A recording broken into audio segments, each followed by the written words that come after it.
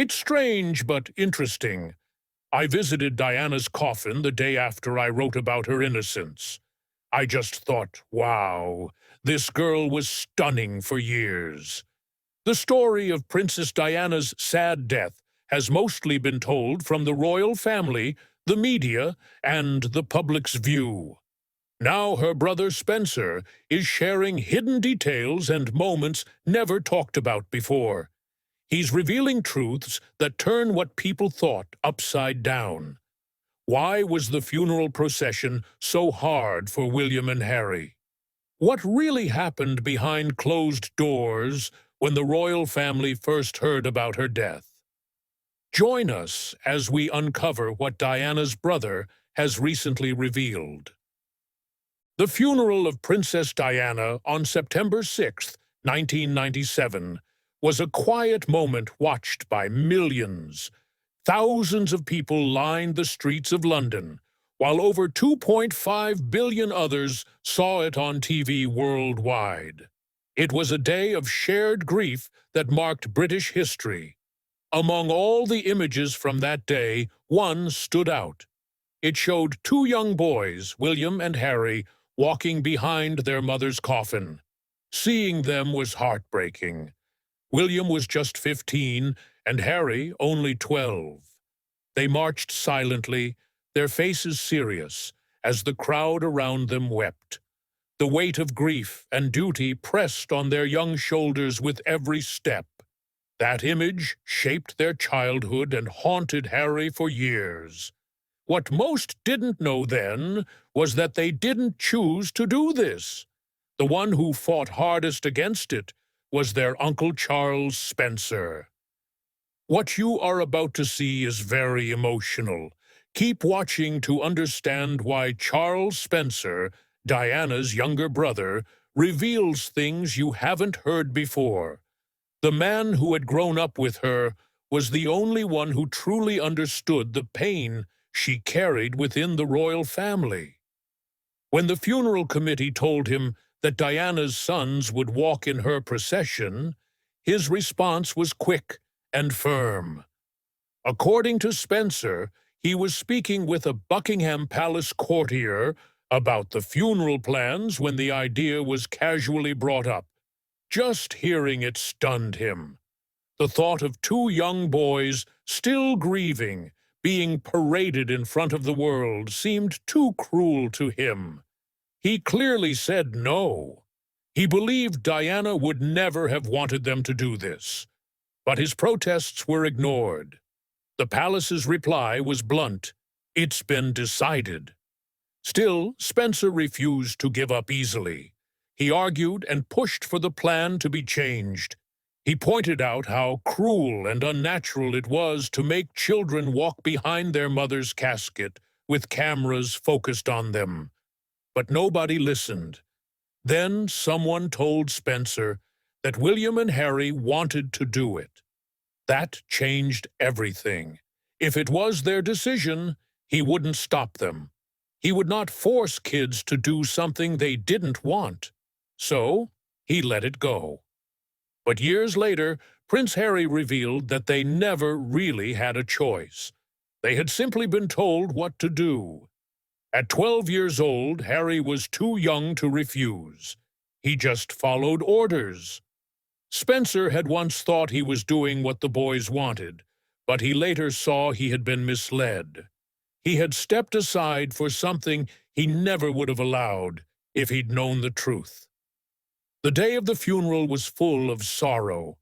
The streets were filled with mourners holding flowers, handwritten notes, and pictures of Diana. The air was thick with grief, shock, and disbelief. Then they appeared. Charles Spencer, walking beside Prince Charles, Prince Philip, and the two boys.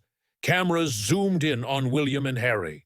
Their faces looked pale, and their eyes looked downward. Every move they made was watched and judged. People saw them as brave and respectful. But Spencer saw something else. He saw two children weighed down by a duty they should never have had. The walk from Kensington Palace to Westminster Abbey was long and hard. The crowd's sobs echoed everywhere. Yet the boys didn't break. They stayed strong, never letting a single tear fall in public.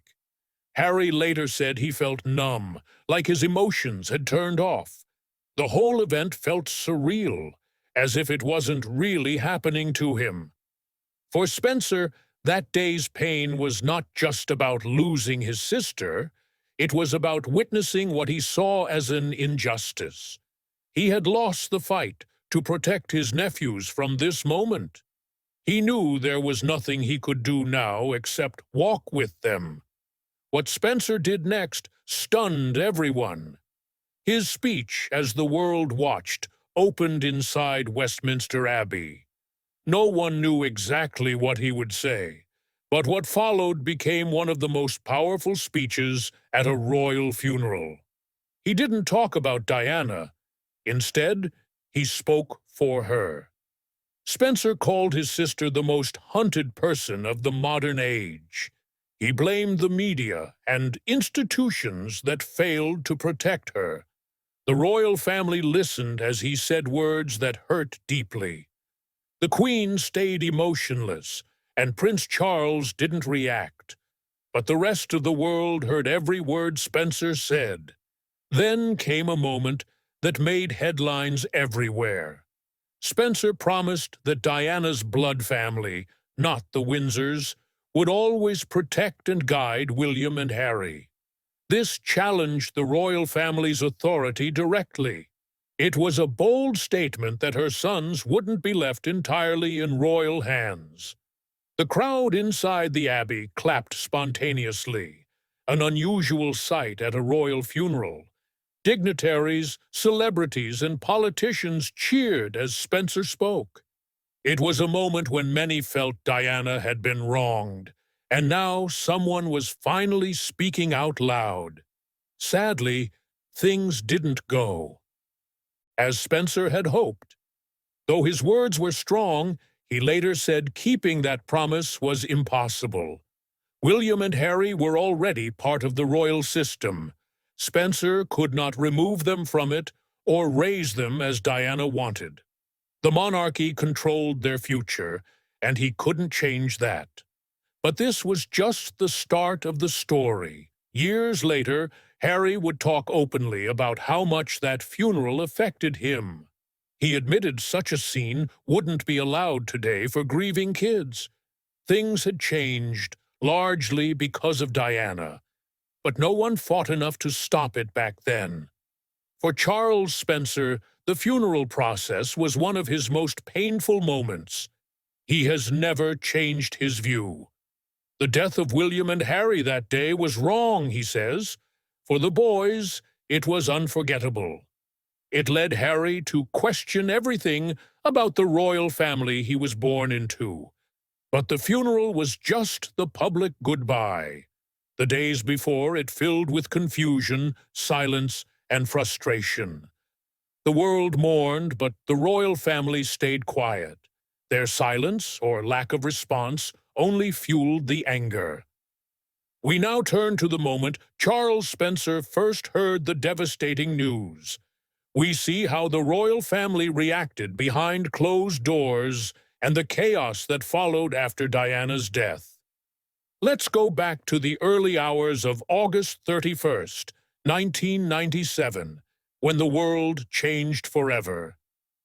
In a tunnel in Paris, Princess Diana's black Mercedes crashed while trying to escape paparazzi. The impact was harsh and crushing. Inside the car, Diana was still alive, but barely. The news spread quickly, starting as whispers, then turning into headlines. The world didn't realize it yet, but within hours, the most famous woman alive would be gone. When the official word came, it confirmed Diana, Princess of Wales, was dead.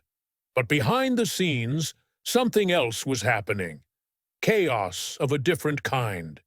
Before the public knew what was happening, miles away in South Africa, Diana's brother Charles Spencer was asleep when the phone rang. He would never forget the voice on the line. Calm but firm, they told him that Diana had been in a terrible crash in Paris.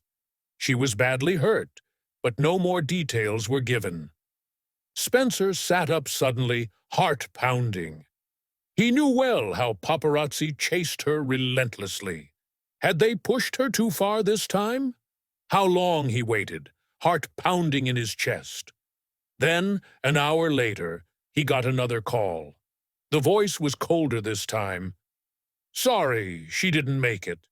He knew right away who was responsible: the paparazzi. The same photographers who had hunted her for years had been chasing her that night. Still, there was no time to grieve. The world was about to learn, and nothing would be the same again. The royal family's reaction to her death will surprise you. When news broke that Diana had died, their first response was shocking.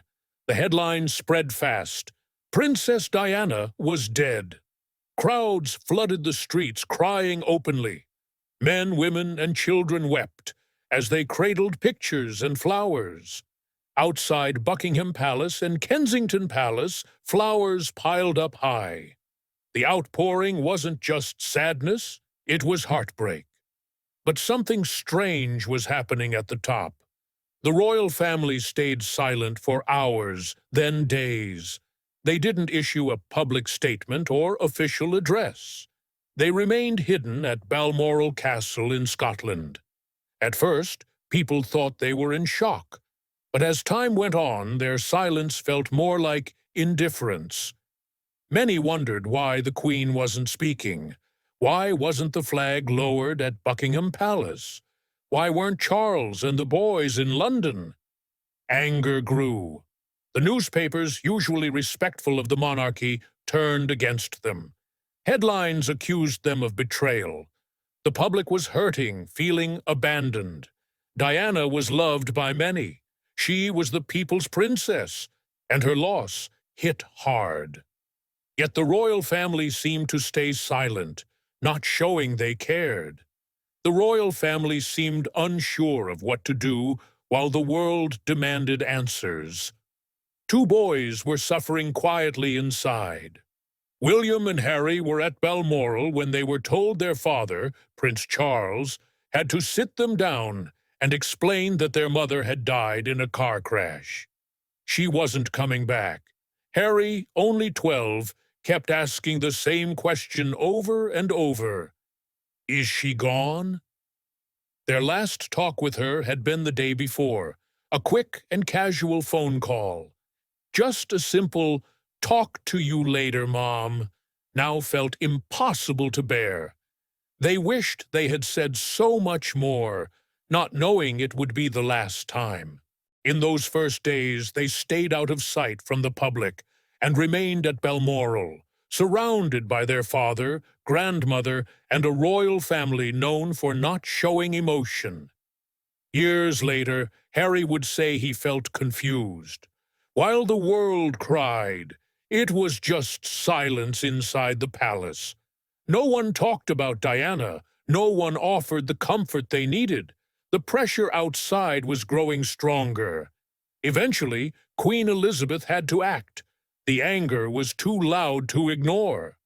On September 5th, 5 days after Diana's death, she spoke to the nation. Sitting before the cameras, she paid tribute to Diana, calling her an extraordinary person and a loving mother. "I want to pay tribute to Diana myself," she said. She praised Diana's kindness and her love for her boys. The Queen also said she understood the grief of the people and that they had lost someone special. But by then, it was too late for many. The damage was already done. The royal family looked cold and out of touch during a time when warmth was needed most. Diana's death showed a growing gap between the royal family and the people they served. Even after the Queen's speech, resentment stayed. People had seen the difference between Diana and the rest of the royals for years. Diana was open and real. The royal family seemed untouchable and distant. Now, after her death, that divide was clearer than ever. Diana was gone, but her impact was still strong. The funeral was coming, along with one of the most painful moments in royal history. The decision to have William and Harry walk behind her coffin shocked many.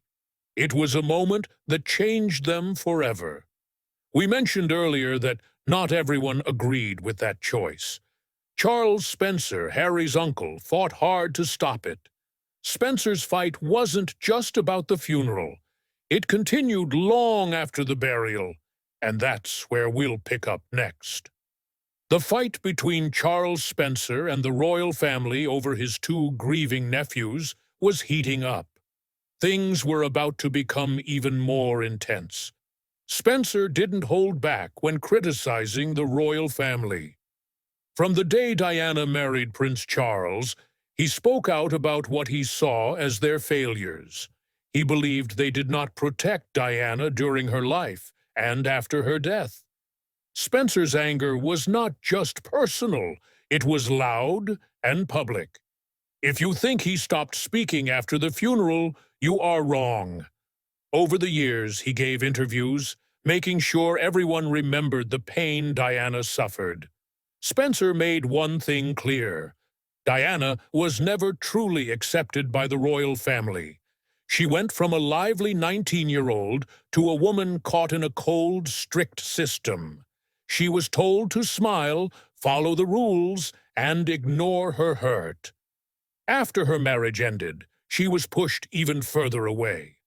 Spencer said many times that Diana was cast out, left to face constant press harassment without proper protection. Even after the divorce, she remained the future queen's mother and one of the most famous women alive. Instead of shielding her, the royal family distanced themselves. Spencer was furious. He spoke openly in interviews, saying they knew the press was hunting her and that she had no real security. Still, they did nothing. On August 31st, 1997, Spencer's anger boiled over. That day he delivered a powerful speech at Diana's funeral. Facing a nation filled with grief, he did not hold back. He called out the press for chasing Diana to her death. He also sent a direct message to the royal family. He said Diana didn't need a royal title to be magical. She was powerful on her own. She didn't need them. They needed her. His final words shocked many. He promised his nephews, William and Harry, would be protected from the same fate.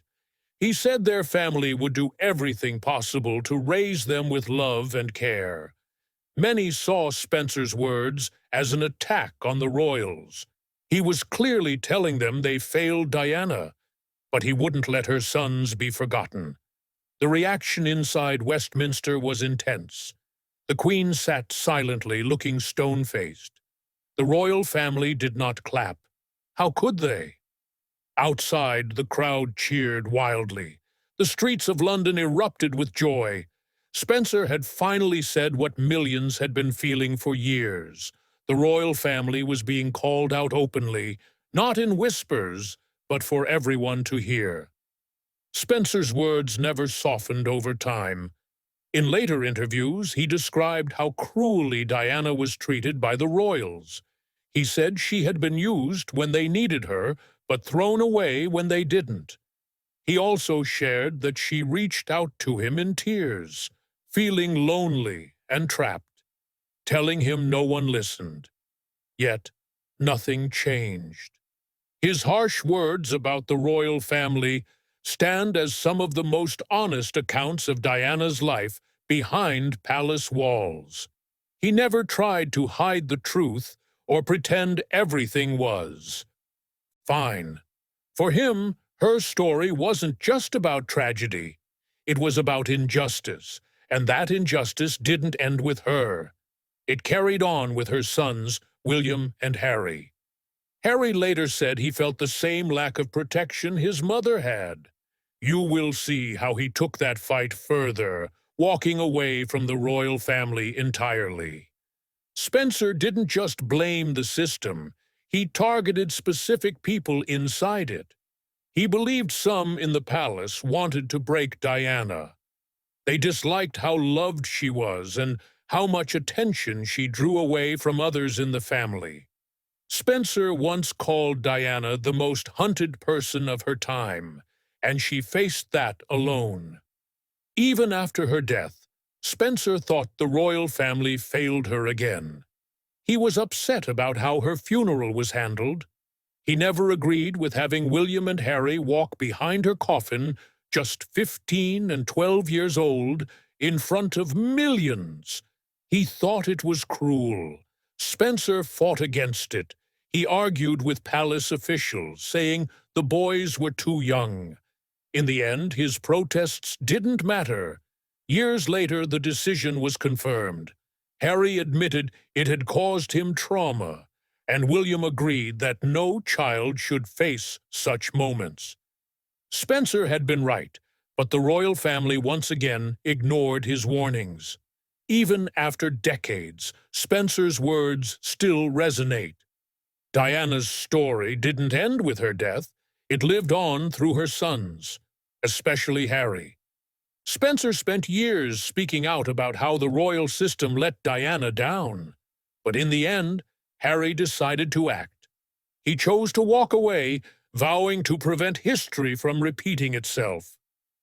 From childhood, Harry was compared to his mother. He shared her rebellious spirit, warmth, and discomfort with the royal life. He never forgot how she was treated. He remembered the relentless press, the loneliness she faced, and how suddenly she was gone. She was chased to her death by the media she had tried to escape. That trauma shaped him. In interviews, Harry said that every time he saw paparazzi flashes, he thought of that night in 1997. He saw history crackle again, not just with himself, but with Meghan, his wife. That moment pushed him to do something bold. It shook the royal family to its core. He left. He saw Meghan facing the same rough treatment Diana endured, bad headlines, attacks from inside the palace, and the lack of support. Like Diana, Meghan was struggling. Harry refused to let it happen again. In one emotional interview, he said he saw the pattern repeating. He felt helpless to stop it. So he left. In 2020, Harry and Meghan made a shocking choice. They stepped away from the royal family and moved to the U.S. They cut ties with the institution that shaped their lives. It was a daring move, the boldest made by any royal in recent history. But for Harry, it wasn't about rebellion. It was about survival. Even in leaving, Harry followed his mother's path. Diana had tried to break free before she died. She distanced herself from the monarchy. She started a new life outside royal duties. She spoke openly about her struggles. She changed what it meant to be a royal. Harry is now finishing what she started. Charles Spencer, who fought hard for his sister's legacy, quietly supported Harry's move. Harry chose not to speak out openly, but it was clear he understood why he left. After many years of criticizing the same system, Harry was now choosing to walk away. Thank you for staying with us. Do you think Spencer could have done more to support Harry and William? Share your thoughts in the comments section. If you like this video, please like, share, and subscribe to our channel. Also, click on the next video on your screen. You'll enjoy it.